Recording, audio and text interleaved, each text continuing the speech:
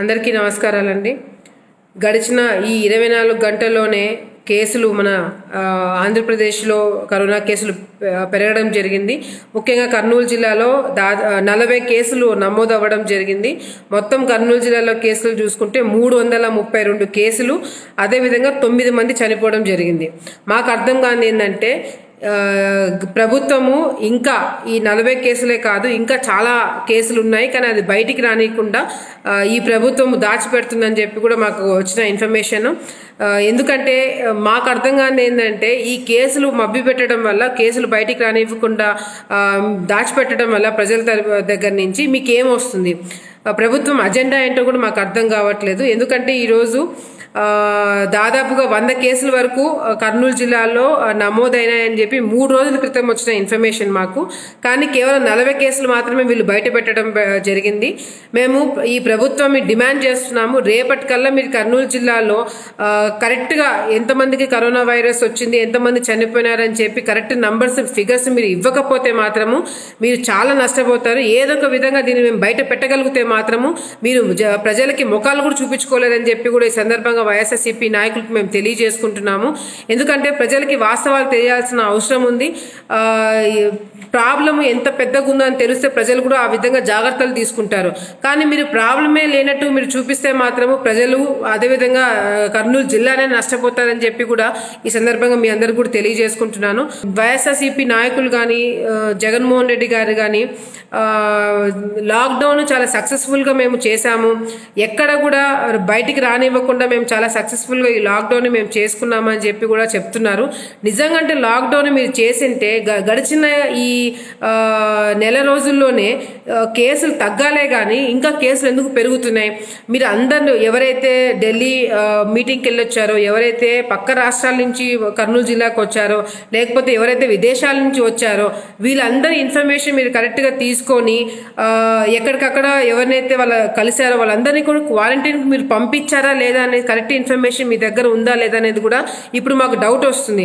ఎందుకంటే మీరు అవన్నీ కరెక్ట్గా చేసింటే ఈరోజు నెంబర్లు మెల్లిమెల్లిగా తగ్గుతూ రావాలే కానీ ఈరోజు ఒకేసారి 40 కేసులు, 30 కేసులు, 50 కేసులు పెరుగుతూ పోతున్నాయి అంటే మరి ఏ విధంగా మీరు లాక్డౌన్ సక్సెస్ఫుల్గా కండక్ట్ చేశారని చెప్పి కూడా ఈరోజు మేము ప్రభుత్వాన్ని ప్రశ్నిస్తున్నాము.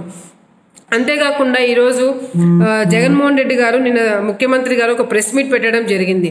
ప్రెస్ మీట్ పెట్టిన తర్వాత మామూలుగా ప్రజలకి ఒక ధైర్యం రావాలా, లేకపోతే ఒక క్లారిటీ వస్తుంది, అధికారులకు కానీ ప్రజలకు కానీ ఒక క్లారిటీ వస్తుంది. కానీ ఎప్పుడు జగన్మోహన్ రెడ్డి గారు ముఖ్యమంత్రిగా ఈ ప్రెస్ మీట్ పెట్టినా కూడా మళ్ళీ ప్రతిసారి కూడా మమ్మల్ని కన్ఫ్యూజ్ చేయడం జరుగుతుంది. ఒక పక్కనేమో జగన్మోహన్ రెడ్డి గారు నిన్న ప్రెస్ మీట్లో ఏం చెప్పినారు, మేము లాక్డౌన్ చాలా సక్సెస్ఫుల్గా కండక్ట్ చేశాము, ఎక్కడ కూడా ఎటువంటి ప్రాబ్లము లేదని చెప్పి ఒక పక్కన అంటున్నారు. ఆయన చెప్పిన మరుసటి రోజే 40 కేసులు కర్నూలు జిల్లాలో పెరగడం జరిగింది.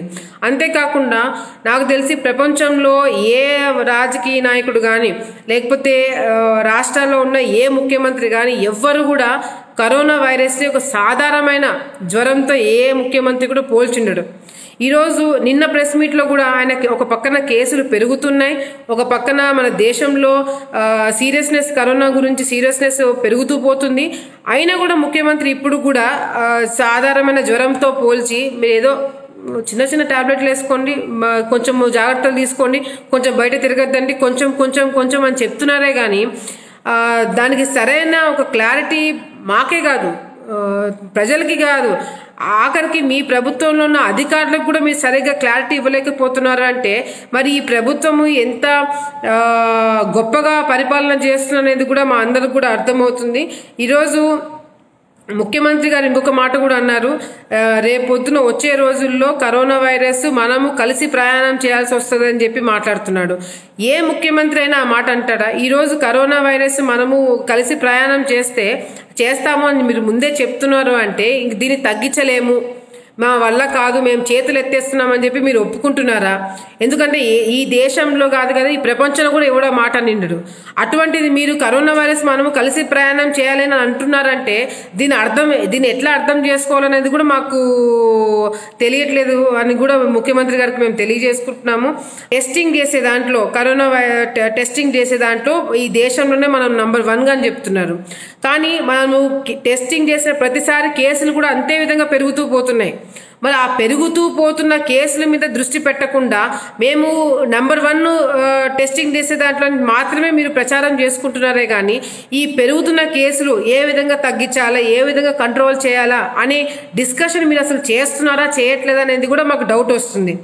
అంతేకాకుండా ఈరోజు మాకు అర్థం కాని విషయం ఇంకొకటి ఏంటంటే, ఈ వైఎస్ఆర్సీపీ నాయకులకు కానీ ఈ ప్రభుత్వానికి కానీ మంత్రులకు కానీ ఎందుకు దీని సీరియస్నెస్ అర్థం కావట్లేదు, బయటికి రావద్దు అంటే ఎందుకు వస్తున్నారు అనేది కూడా పదే పదే చెప్తున్నా కూడా వీళ్ళ మీద ఎందుకు యాక్షన్ తీసుకోవట్లేదు అనేది కూడా జగన్మోహన్ రెడ్డి గారు మాకు అర్థం కావట్లేదు. ఈరోజు వైఎస్ఆర్సీపీ నాయకులు జగన్మోహన్ రెడ్డి గారు మేము ఒకటే తెలియజేసుకుంటున్నాం, రేపటికల్లా మీరు కర్నూలు జిల్లాలో కేసులు ఏ విధంగా కరెక్ట్ నంబర్లున్నా మీరు బయట పెట్టకపోతే మాత్రం మేమే బయట పెట్టాల్సి వస్తుంది. పెట్టినప్పుడు మాత్రం మీరు ప్రజలకి మీ ముఖాన్ని చూపించుకోలేదని చెప్పి కూడా మరొకసారి మీకు గుర్తు చేస్తున్నాం. అంతేకాకుండా ఈరోజు వైఎస్ఆర్సీపీ ప్రభుత్వము రాయలసీమ ప్రాంతంలో ఉన్న రైతులకు కానీ ప్రజలకు కానీ మేము చాలా మేలు చేద్దామని అనుకుంటున్నాము. అందుకే రాజధాని తీసుకొచ్చి మేము కర్నూలులో కూడా జ్యుడిషియరీ రాజధాని మేము కర్నూలులో పెడతామని చెప్పి కూడా అనౌన్స్ చేయడం జరిగింది. నిజంగాంటే రాయలసీమ ప్రాంత ప్రజలకి మీకు అంత ప్రేమే ఉంటే, నిజంగాంటే కర్నూలు జిల్లాలో మీరు ఏదైనా మేలు చేయాలనుకుంటే, ఈరోజు కరోనా కేసులు ఎక్కువ కర్నూలు జిల్లాలోనే వస్తున్నాయి, రాయలసీమ ప్రాంతంలో ఇంకా పెరగడానికి అవకాశం ఉందని చెప్తున్నారు. కాబట్టి మేము డిమాండ్ చేస్తున్నాము, ముఖ్యమంత్రి జగన్మోహన్ రెడ్డి గారు వచ్చి కర్నూలులో ఉండి ఎందుకు ఈ కేసులు పెరుగుతున్నాయని చెప్పి స్వయంగా ఆయననే ఎంక్వైరీ చేసి ఈ కర్నూలులో కేసులు తగ్గించడానికి ఆయననే బాధ్యత తీసుకోవాలని చెప్పి కూడా మేము డిమాండ్ చేస్తున్నాం. ఏం తప్పేం లేదు.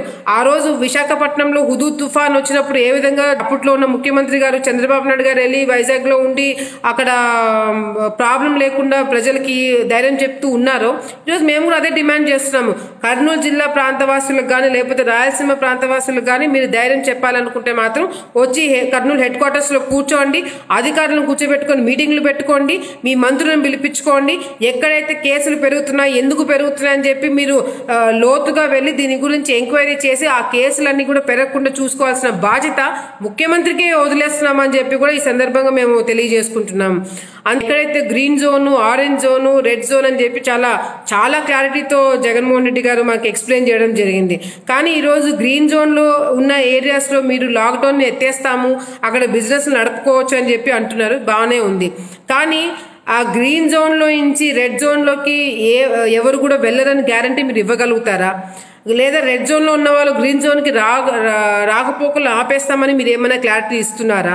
రైతుల దగ్గర నుంచి మేము పంట కొనుగోలు చేస్తున్నామని చెప్పి మీరు పాయింట్లు పెట్టడం జరిగింది. ఇప్పుడు నంద్యాల ప్రాంతంలోనే చూసుకుందాం. నంద్యాలలో కేసులు పెద్ద స్థాయిలో నమోదు అవ్వడం జరిగింది కర్నూలు టౌన్ తర్వాత.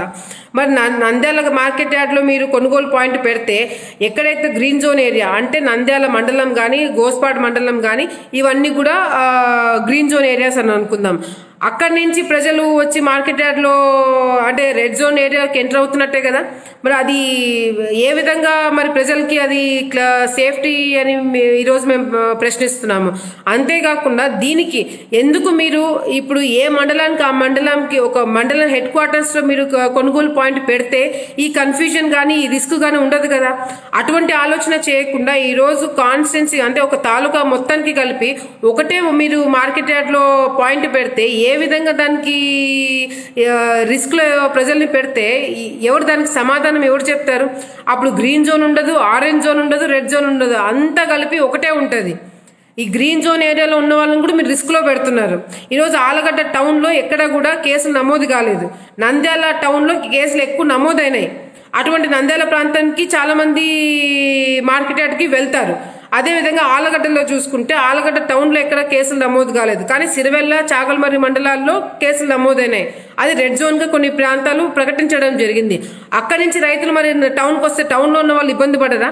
ఇవన్నీ కూడా మీరు ఆలోచించకుండా రెడ్, ఆరెంజ్, గ్రీన్ అని చెప్పి మీరు కేవలము పైపైన మాటలు చెప్తున్నారే కానీ గ్రీన్ జోన్ ఏరియాలో ఉన్న వాళ్ళని సురక్షితంగా పెట్టడానికి మీరు ఏం చర్యలు తీసుకుంటున్నారు? వాళ్ళకి కేసులు మళ్ళీ పెరగకుండా, రెడ్ జోన్లో ఉన్న వాళ్ళు చనిపోకుండా కానీ లేకపోతే ఆ రెడ్ జోన్ ఉన్న ఏరియాలో వాళ్ళు ఆరెంజ్ జోన్కి స్ప్రెడ్ కాకుండా ఏ విధంగా చర్యలు తీసుకుంటారో ఇట్లా ఏది మీరు డిస్కస్ చేయకుండా పైపైన మాటలు చెప్పి ఈరోజు ప్రజలందరినీ కూడా మీరు మోసం చేస్తున్నారు. ఎందుకంటే ప్రజలు మిమ్మల్ని నమ్మి ఓట్లేసి మీకు పదవులు మీ నెత్తి మీద పెట్టినారు. అది కాపాడుకోవడానికైనా మీరు సరిగ్గా నిర్ణయాలు తీసుకోవాలని చెప్పి కూడా ఈ సందర్భంగా మేము వైఎస్ఆర్సీపీ నాయకులకు అందరికీ కూడా మేము తెలియజేసుకుంటున్నాము.